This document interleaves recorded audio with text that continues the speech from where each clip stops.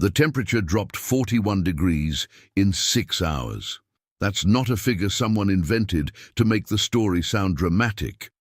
It comes straight from the weather record kept by the land agent at Crow Wing Station, scratched in pencil on a sheet of foolscap dated January 9th, 1874. At 2 in the afternoon, it was a bearable 22 degrees Fahrenheit. By 8 o'clock that night, it was -19, and the wind off Gull Lake had turned the open ground between the tree lines into a wall of moving white that no lantern could penetrate. The settlers in Morrison County, Minnesota, called that kind of storm a white death. They didn't use the term loosely. Inside a one-room log cabin set 40 yards back from the frozen lakeshore, a woman named Astrid Halvorsen pressed her palm flat against the northern wall and felt what she'd expected to feel. Cold radiated through the chinking like the wall was breathing it inward.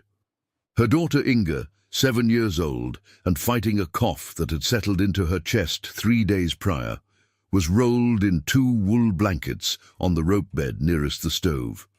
Her son Eric, 11, had already fed the iron box twice since nightfall, and the split birch they'd stacked beside it, the indoor supply, what you brought in from outside so it could warm before it burned, was down to maybe 14 pieces.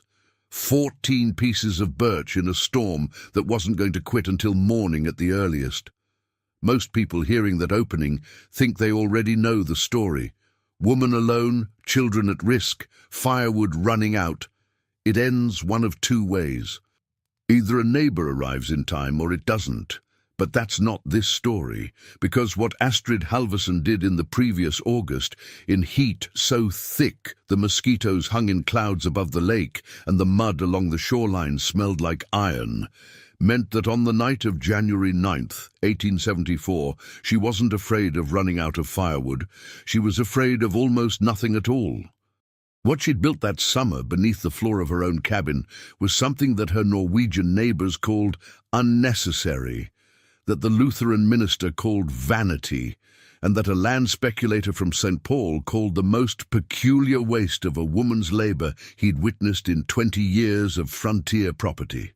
Every single one of them would change their opinion before spring. But Astrid Halvorsen didn't build it to change anyone's opinion. She built it because she'd done the arithmetic, and the arithmetic told her something simple and terrible. Without it, her children were going to suffer and possibly die. She'd arrived in Morrison County in the spring of 1872, part of a loose wave of Norwegian immigrants who'd filtered northward from the established settlements around New Ulm, following a land agent's letters that described the lake country as incomparably fertile and timbered beyond reasonable requirement. That last phrase was the one that mattered. Timbered beyond reasonable requirement. Her husband, Torvald Halvorsen, had read it 3 times before he folded the letter and set it on the kitchen table of their rented farmhouse near Mankato, and said quietly that it sounded like a place a man could build something permanent. Torvald was 38 that spring. He was a careful man, not given to enthusiasm, with thick hands and a habit of measuring twice before he cut anything. He'd worked as a carpenter's apprentice in Trondheim before the crossing, and he carried in his head a set of ratios and angles that he couldn't always explain, but could always execute. When they staked their claim, 160 acres under the Homestead Act, the eastern boundary running along the lakeshore, he walked every foot of it in a single afternoon, then came back and described it to Astrid in the same measured way he described everything. The timber stands, the drainage patterns, the slope of the ground behind where he intended to set the cabin. He said the slope was going to be important. He didn't say why yet. They spent the first summer in a canvas tent and a lean-to, which was not unusual for new claimants. What was unusual was that Torvald spent the first 3 weeks of that summer not clearing ground for crops, but digging. He cut into the hillside behind the cabin site, a gentle rise of maybe 8 feet over 30 horizontal feet, and began laying the foundation stones for a structure that his neighbor, Lars Engström, who'd been in Morrison County since 1869, and considered himself something of an authority on what new settlers needed and didn't need, came over twice to examine and declared incomprehensible. "You're putting the root cellar behind the house," Lars said the second time, watching Torvald set stones in a trench he'd cut 42 inches deep along the north edge of the foundation. He was a big man, Lars, with a red beard going grey, and a directness that passed in the community for wisdom because it was usually attached to genuine experience. He'd survived 2 Minnesota winters in a sod-roofed structure before he'd built his own cabin, and he had opinions about what mattered and what didn't. "Not the root cellar," Torvald said, without looking up from the stone he was fitting. "The woodshed." Lars was quiet for a moment. "You're building the woodshed into the hillside. Beneath the cabin floor. The cabin floor will be the roof of it. The hill will be 3 walls. Torvald set the stone, tested it with his boot, adjusted it by 1/2 inch. "The wood stays dry. The wood stays close. In January, you don't go outside to get it." Lars stood there for a little while longer. Then he said what Lars Engström usually said when he didn't have an immediate rebuttal. "That's an awful lot of work for something that ain't strictly necessary." Torvald smiled at that, though only Astrid, watching from the lean-to door, saw it. "My wife grew up in Voss," he said. "She knows what cold is." What Torvald was describing, and what he spent the balance of that first summer constructing stone by stone, beam by beam, wasn't a new invention. The Norwegians had been building into hillsides for centuries, and the concept of a partially subterranean structure that used the earth itself as insulation was ancient enough to predate written records in Scandinavia. The settlers of the upper Midwest had adopted it for root cellars almost immediately after arrival, because the ground in Minnesota stays at a relatively constant 52 degrees Fahrenheit year-round once you get below 30 inches of depth. That thermal stability is what keeps vegetables from freezing in winter and rotting in summer. What Torvald was doing was applying the same principle to firewood storage, with one critical addition. By tucking the woodshed beneath the cabin floor rather than separate from it, the structure would share warmth from above during cold months, preventing the logs from freezing hard enough to resist splitting, and simultaneously provide a thermal buffer between the cabin floor and the frozen ground outside. It was insulation working in 2 directions at once. The earth kept the wood above freezing. The wood and the earth together kept the floor above them warmer than it would otherwise be.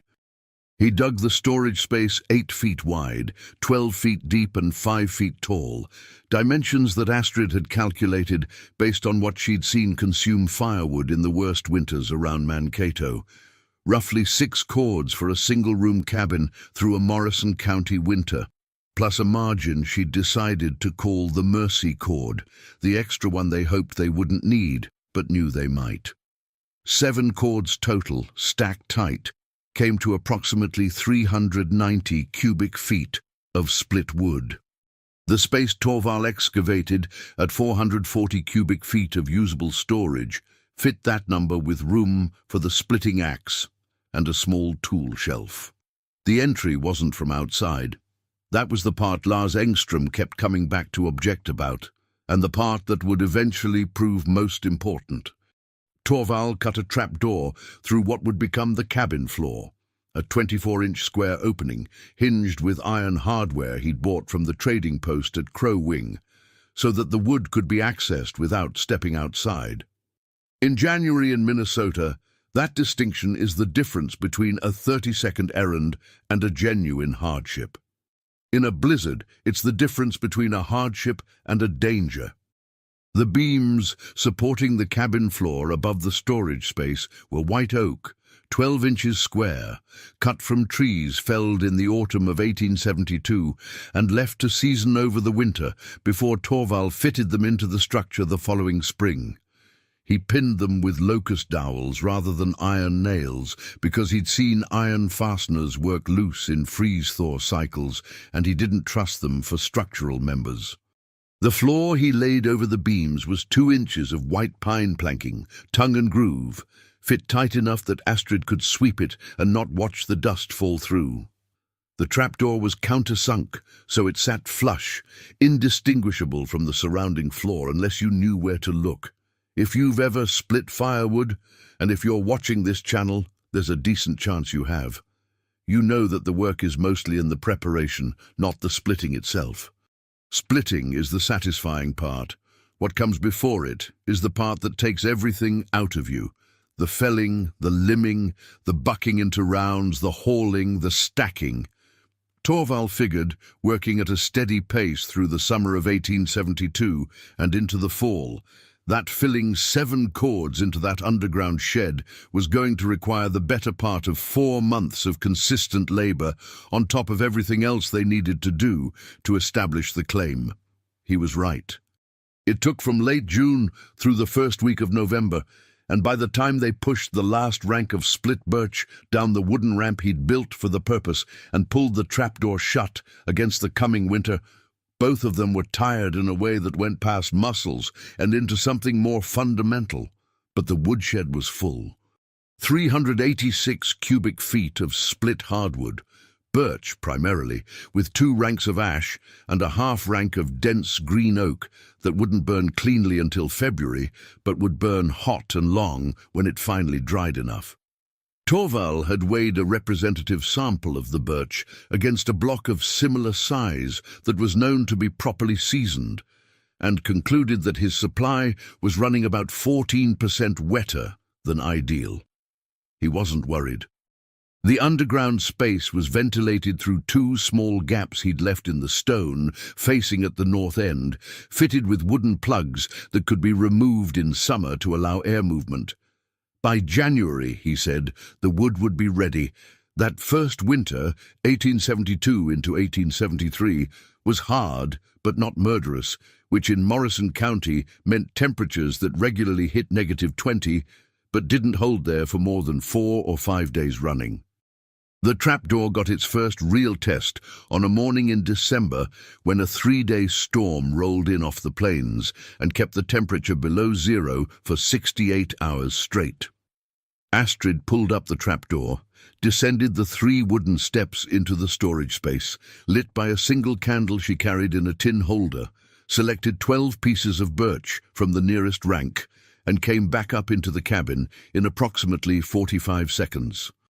Her neighbor Margit Sandvik, who'd come over to wait out the storm and was sitting at the table with a cup of chicory coffee, watched this operation twice before she said anything. "Torvald built you something useful," Margit said on the second occasion. She was a practical woman, Margit, Finnish-born, the daughter of a logger with hands that looked like they'd been carved rather than grown. She'd been skeptical of the whole project through the construction phase, partly because she believed that novelty for its own sake was a weakness in frontier conditions, and partly because she'd watched 2 families in the county spend critical summer labor on projects that didn't feed anyone when winter came. "He built it for me," Astrid said. She said it simply, without elaboration, stacking the birch in the cradle beside the stove. It was the kind of statement that, in Margit Sandvik's experience, carried more weight than it appeared to. Now, if you're finding this story useful, if the kind of practical problem-solving ingenuity these settlers brought to frontier life is something you want to see more of, this is a good moment to hit that like button. It tells us that this kind of content is worth continuing to document, and it helps reach other people who'd appreciate it. We've got more stories where this one came from, and we're just getting started.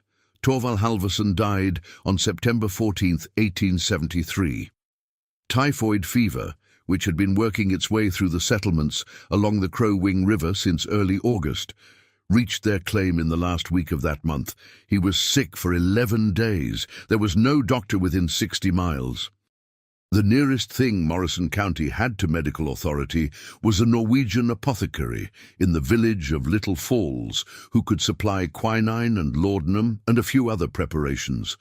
But typhoid in 1873 was largely a matter of whether your body could fight it off. Torvald's couldn't. He was 39 years old. He'd been in Morrison County for a year and a half. Astrid was 33. She had an 11-year-old son and a 6-year-old daughter, and a 160-acre claim that she'd need to prove up in order to keep. She had a cow, 2 pigs, 8 chickens, a team of oxen named Henrik and Gustav, a root cellar stocked with potatoes and turnips and dried beans, and a woodshed beneath her cabin floor that her husband had spent 4 months of his life filling. She spent 2 weeks grieving in the way that frontier women grieved, which is to say, while continuing to do everything that needed to be done, because nothing waited for grief on the frontier. Then in early October, she made a decision that her neighbors would discuss for the rest of the season. Instead of letting the farm fall into minimal maintenance and waiting to see whether she could find a hired man to help her through the winter, she was going to spend October and the first half of November cutting and splitting firewood, because the woodshed beneath her cabin floor was only half full. Here is what half full meant in practical terms. 3.5 cords of seasoned wood, correctly burned in an iron stove through a Morrison County winter, was enough to keep the cabin above freezing. Barely. In a mild winter, maybe a degree or 2 above. In a hard one, you'd be cold.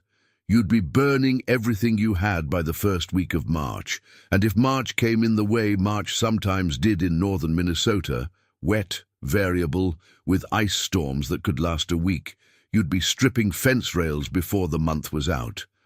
Astrid Halvorsen didn't intend to be cold in her own cabin, and she didn't intend to strip her fence rails. Lars Engström came by on the second day she was out splitting. He'd been meaning to come by anyway. The community had a loose system of checking on widows and orphans that wasn't formalized into anything, just understood. And he found her on the chopping block at 8 in the morning with a maul and a wedge working through a round of white birch that was about 18 inches across and giving her trouble. He watched her split it for a minute before he said anything. "You're going to fill the whole shed," he said. It wasn't a question. "I intend to," Astrid said. She pulled the wedge free with a quick twist and set it to a new check in the top of the round. Lars was quiet for a moment. He was the kind of man who processed information slowly but thoroughly, and what he was processing was the math of it. A woman alone, with 2 children, had approximately 6 weeks of good splitting weather before the first heavy snow. To fill the remaining 3.5 cords, she'd need to cut and buck somewhere around 90 additional rounds, split each one, haul the split wood to the cabin, and stack it in the shed. At a pace he'd have called reasonable for a man working alone, that was 8 weeks of work, minimum.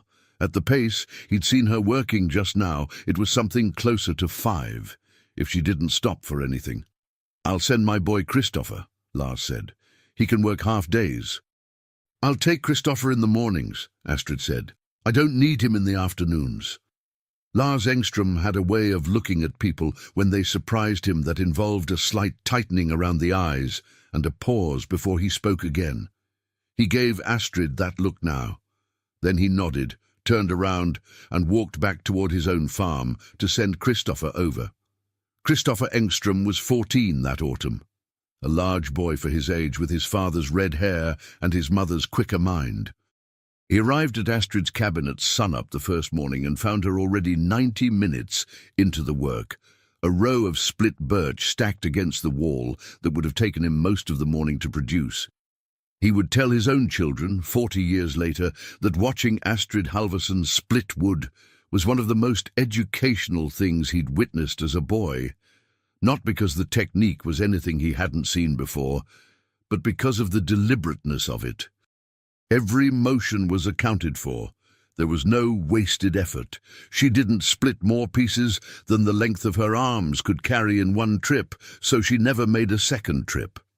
She stacked at the woodshed entrance in precise courses of 22 inches, which was exactly the length of the rounds she was cutting and exactly the depth of the interior ranks, so there was no rearranging when the wood went down the chute. Torvald had built the underground entry chute at a 37-degree angle, shallow enough that a 12-inch round would slide rather than tumble, steep enough that it didn't take a shove to move things. Astrid had measured the angle herself with a carpenter's bevel after Torvald died, because she wanted to know it precisely in case she ever needed to repair it. 37 degrees. She wrote it in the small account book she kept in the tin box under the bed, along with the dimensions of the shed and the date it was last filled and the amount of wood remaining as of the 1st of each month. By the 1st of November, the shed was at 72% capacity. By November 19th, when the first serious snow came and put an end to comfortable outdoor splitting, it was at 91%. Astrid judged that 91% was acceptable. She'd added a note in the account book: 6 cords, 4 ranks plus half. Birch and ash, mix 3-1. Some oak, bottom rank, south wall. Not ready until February. She closed the trapdoor and turned her attention to getting through the winter. The reverend who served the Norwegian Lutheran community in Morrison County that winter was a man named Matthias Olund, Swedish-born, which some of his congregation found slightly incongruous, but his Swedish was close enough to their Norwegian that nobody made much of it, and he preached in both languages on alternating Sundays.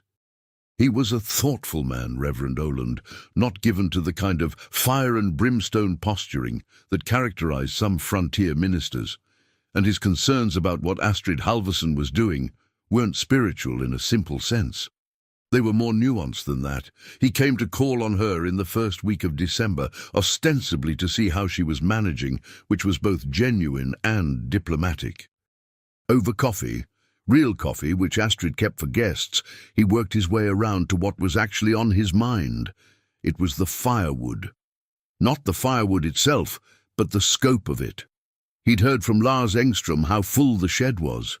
He'd done the arithmetic and concluded that a woman alone with 2 children, burning wood at any reasonable rate, was not going to consume 6 cords of firewood in a single winter, which meant she was going to have a substantial surplus come spring. "I wonder," he said, carefully setting down his cup, "whether there's a family who might benefit from some of that surplus. The Lindqvist family, over on the east section. They've had difficulty this year." Astrid looked at him for a moment. "What difficulty?" "Niels Lindqvist broke his arm in October. He wasn't able to put up as much wood as he'd intended." "How much does he have?" Reverend Olund estimated, from what he'd been told, that the Lindqvists had perhaps 3 cords. There were 5 of them: Niels, his wife Brita, and 3 children under the age of 10. 3 cords for 5 people in a Morrison County winter was a number that made Astrid's expression go quiet in a way that Reverend Olund recognized as calculation. "I'll give them a cord," she said, "in January, when I know where I stand." Olund hadn't been expecting that, and his expression showed it. "That's generous." "It's arithmetic," Astrid said, with something that wasn't quite a smile. "If I have more than I need, and they have less than they need, and I can fix that, then I ought to fix it." The Reverend picked up his coffee cup again. He was quiet for a moment. Then he said something that he would later include, more or less verbatim, in a letter to his district superintendent in Minneapolis, because he thought it was worth preserving. "Mrs. Halvorsen, I came here thinking you'd built yourself a surplus out of pride, and I find instead that you've built yourself one out of providence." He paused. "I apologize for the distinction I drew in my own mind." Astrid refilled his cup without comment, but she did smile that time. "This is exactly the kind of story this channel exists to document, the practical wisdom of people who had no margin for error and no safety net, who figured out systems that outlasted the frontier and deserve to be understood. If you want to make sure you don't miss these stories, subscribe now and hit the bell. We publish every week, and every video is a piece of history that's in danger of being forgotten. Join the people who are helping keep it alive. Now here is where the story becomes something other than a warm account of a competent woman and a well-designed woodshed. Because on January 9th, 1874, the night that opens this story, the night the temperature dropped 41 degrees in 6 hours, Inga Halvorsson's cough got worse. It had started as the kind of cough that children get in cold weather, the kind you treat with warmth and thyme. But by the 7th of January, it had moved into her chest in a way that Astrid didn't like, and by the 9th, the night of the blizzard, Inga was running a fever that Astrid measured with the small mercury thermometer she kept in the medicine box at 103 degrees Fahrenheit. In 1874, in Morrison County, Minnesota, a 103-degree fever in a 7-year-old child, 60 miles from a doctor, in a blizzard that was going to last at least until morning, was not a situation that admitted of easy solutions. What it admitted of was the absolute necessity of keeping the cabin warm. A log cabin of the type Astrid lived in, single room, roughly 16 by 20 feet, log walls chinked with a mixture of clay and moss that was effective but not perfect, required a consistent fire in the iron stove to maintain a temperature safe for a sick child. At -19 outside, with a wind that was driving against the north wall, hard enough that Astrid could feel the vibration in the logs when she pressed her hand to them, maintaining 65 degrees Fahrenheit inside required feeding the stove every 40 to 50 minutes, through the night, for as many hours as the storm lasted. She'd been doing it every 40 minutes since nightfall. She knew, without consulting any ledger, approximately how much wood she'd used. 18 pieces since sundown, which was 9 hours ago at 3 in the morning when Inga woke up coughing hard enough to bring blood into her handkerchief. 18 pieces from the indoor stack, the 14 that had been there at nightfall, plus 4 more she'd pulled up through the trapdoor in 2 trips. The indoor stack was down to 8 pieces. Through the trapdoor, accessible without opening a single exterior door or window, without letting a cubic foot of storm air into the cabin, lay a woodshed that was still, after 3 months of daily use, at roughly 65% capacity. Eric, 11 years old and more capable than most boys twice his age, had been awake since Inga's coughing fit. He looked at his mother across the room in the stovelight, orange and shifting, painting everything amber, and said in Norwegian what a child says when he's trying not to be afraid. "She'll be all right. She'll be all right," Astrid said. She said it the way Torvald had always stated a measurement he'd verified twice. Flat, conclusive, not inviting argument.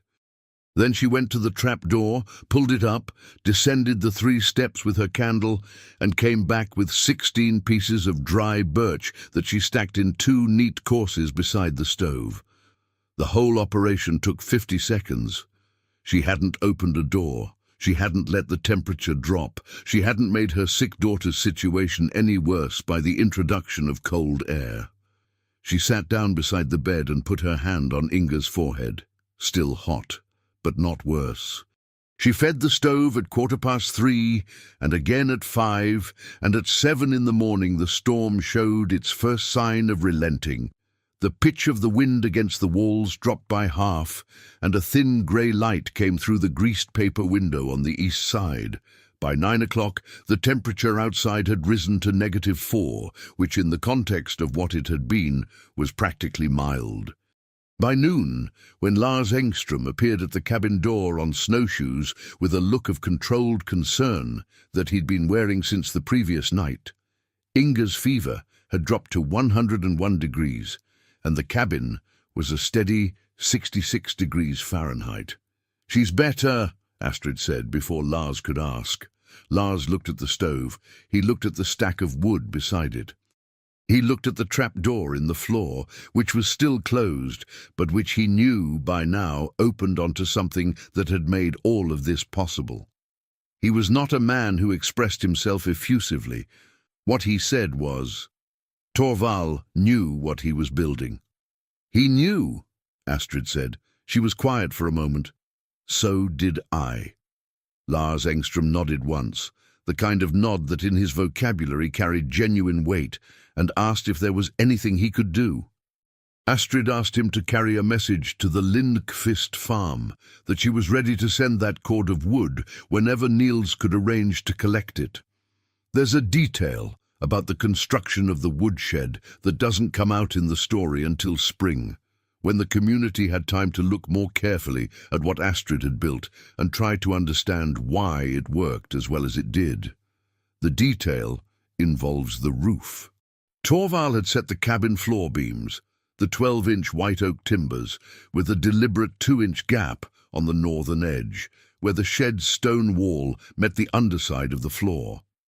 The gap was filled with a packing of dried moss and clay, similar to the cabin wall chinking but applied more thickly, 4 inches of compressed insulation between the cold stone and the underside of the floor planking. It was a detail you wouldn't notice unless you crawled into the storage space and looked at the ceiling, which Lars Engström did in late April, when Astrid had consumed enough of the woodpile to make the space navigable. He came back up through the trapdoor with a look that suggested he was revising several things at once. He chinked the ceiling of the woodshed, Lars said, to no one in particular. 4 inches, Astrid said, from the table where she was stitching a torn shirt. He said it was the difference between a good idea and a working idea. The distinction mattered, because without that insulation, the cold of the stone walls would have wicked upward into the floor planking above and made the cabin floor uncomfortably cold, regardless of how warm the fire kept the air.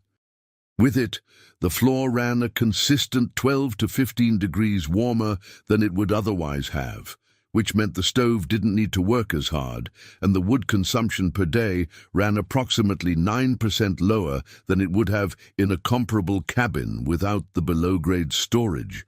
9% doesn't sound like much until you're in January and you start calculating how many extra days that gives you. Reverend Olund, who visited in May and received his own tour of the now empty shed, made notes in his journal that survive in the collections of the Morrison County Historical Society.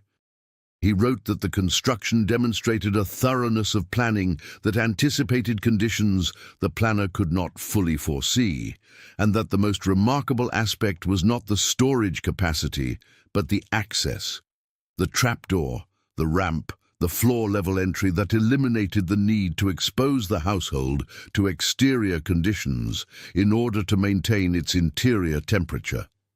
Mrs. Halvorsen's husband understood, Olund wrote, that the correct moment to solve a winter problem is in the summer, before the problem exists. A man named Cornelius Fitch arrived in Morrison County in the summer of 1874 as a representative of a St. Paul land and timber speculation firm that was buying up timbered claims from settlers who'd proved up but hadn't the resources to develop.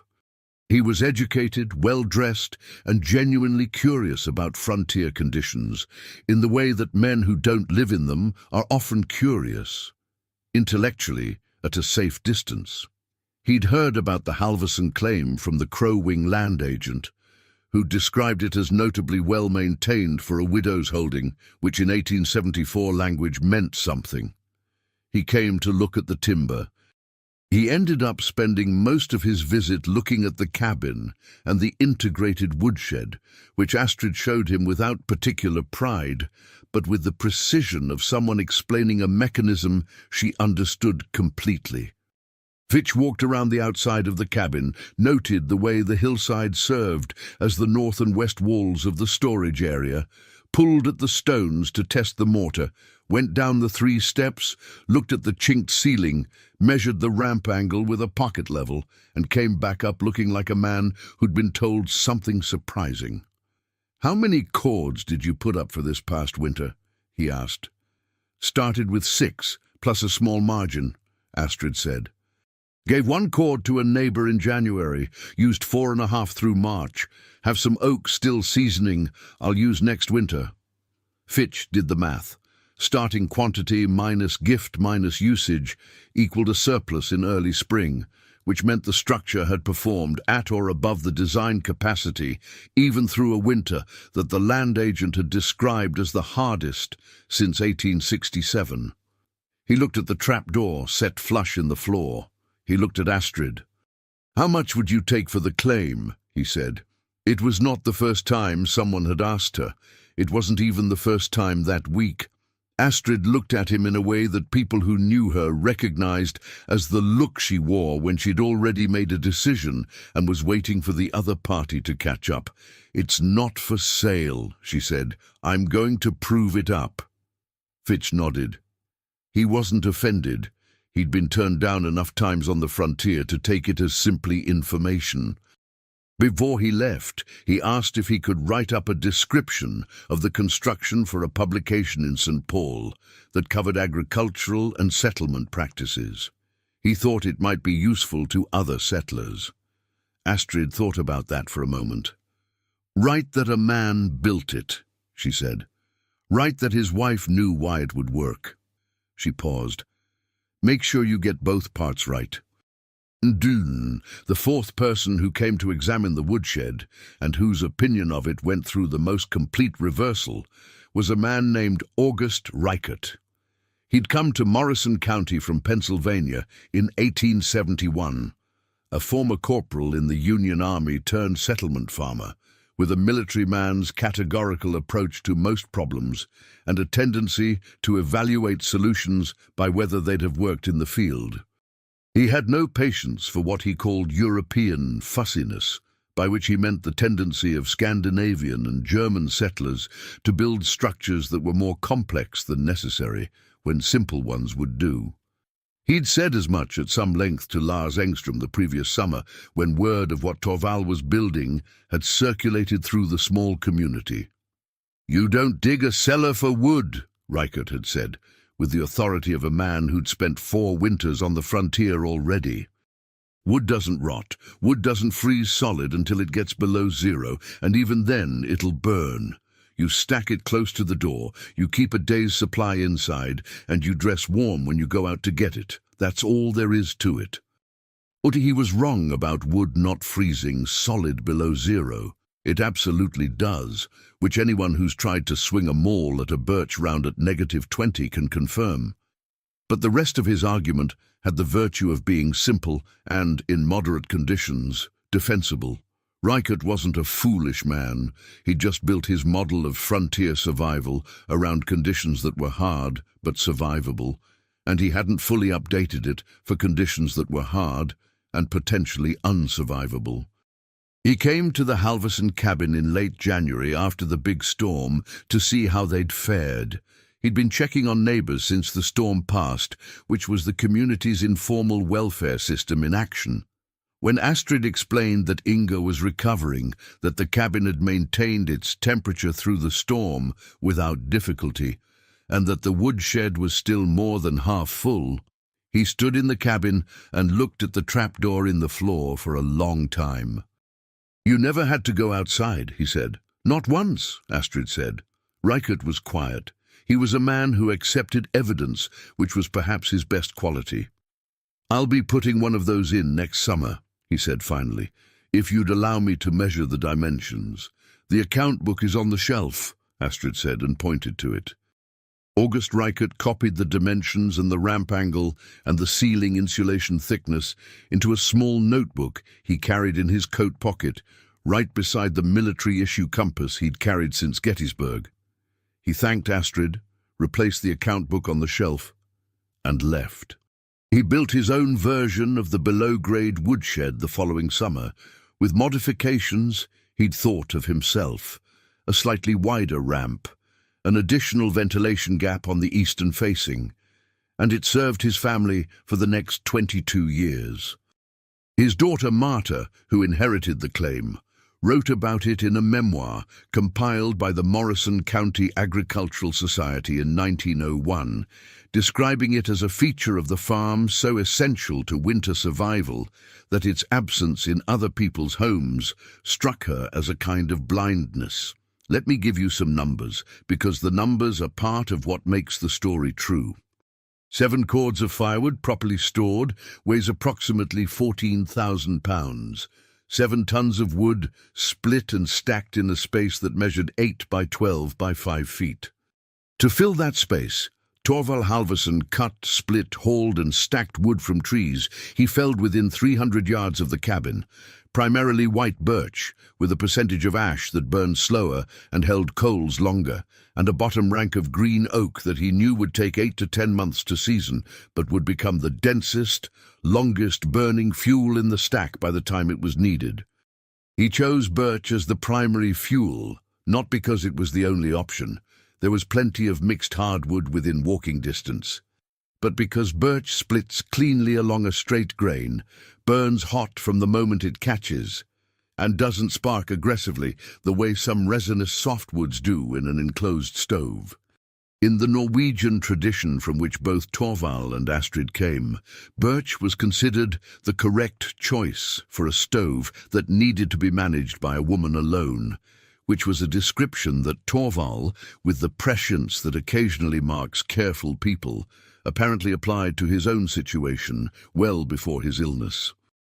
The underground storage maintained an average temperature of 48 degrees Fahrenheit through the winter of 1873 into 1874, compared to a measured average exterior temperature of 11 degrees Fahrenheit for the same period.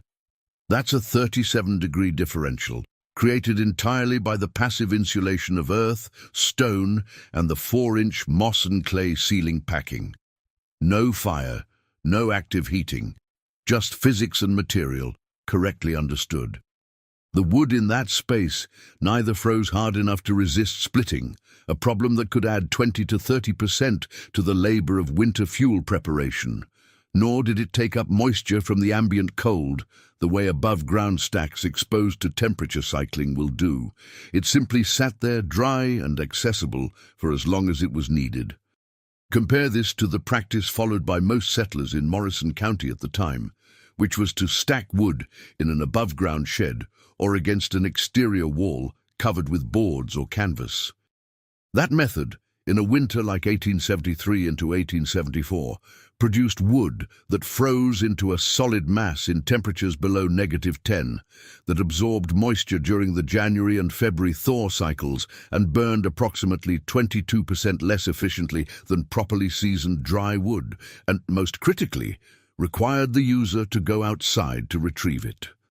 In 41-degree drops over 6 hours, in -19 temperatures and 30-mile-an-hour winds, the difference between going outside for wood and not going outside for wood was the difference between a minor inconvenience and a survival calculation. The Scandinavians had a saying, Astrid knew it from her grandmother, that translated roughly as the summer is when you do winter's work. It's not a complicated idea. But on the American frontier, where the demands of establishing a claim were so overwhelming and so immediate that most settlers could barely address today's problems, let alone next January's, it required a particular discipline of mind to act on it consistently. Torvald had that discipline, so did Astrid. The difference between them was that Torvald had built the structure, and Astrid had to maintain it and refill it and use it and give from it alone, with 2 children and a sick neighbor, and a blizzard pressing against her north wall, which, if you think about it, requires a somewhat different order of discipline. There's something that happens when you put practical wisdom into a physical structure, when you don't just know how to stay warm, but build that knowledge into the house itself, so that even on the worst day, when you're exhausted and frightened and a child is sick and the temperature has dropped 41 degrees since lunchtime, you don't have to be smart enough in the moment. The preparation has already been smart enough for you. That's what Torvald and Astrid built. Not just a woodshed. A margin. The frontier was full of people who were brave enough and strong enough and hard-working enough.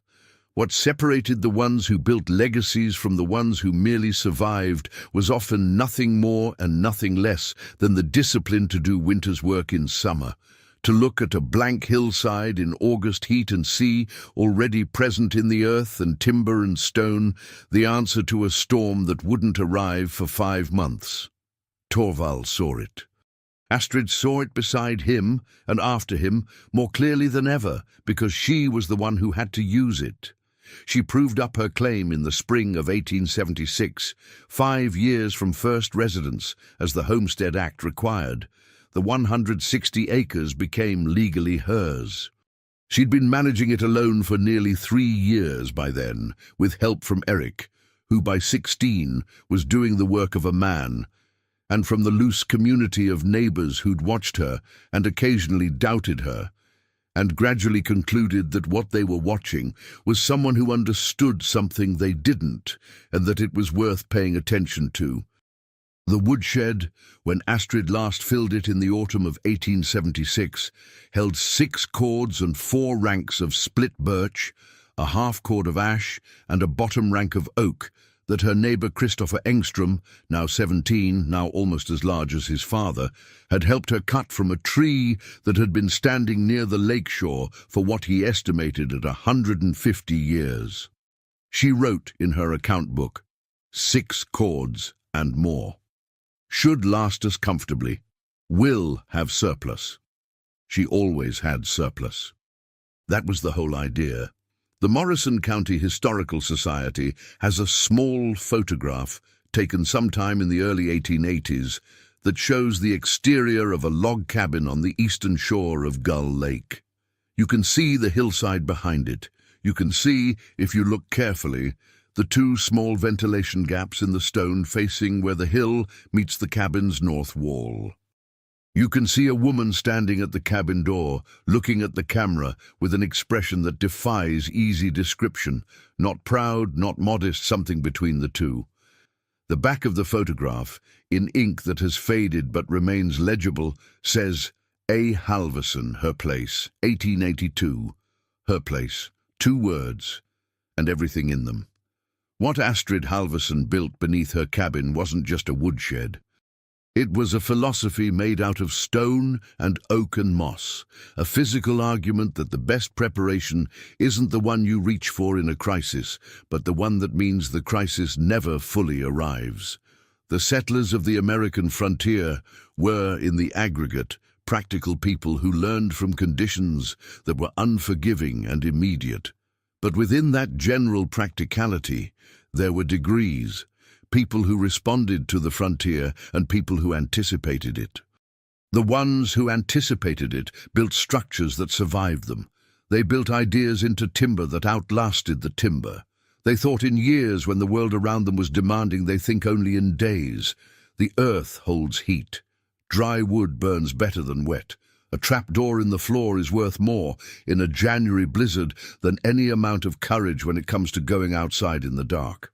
These aren't complicated ideas, but they require, before they can be useful, the willingness to act on them in August, when the mosquitoes are thick and the ground is warm and January seems very far away. That willingness, that particular form of imagination, the kind that can feel a blizzard in summer heat, is what the settlers called good sense.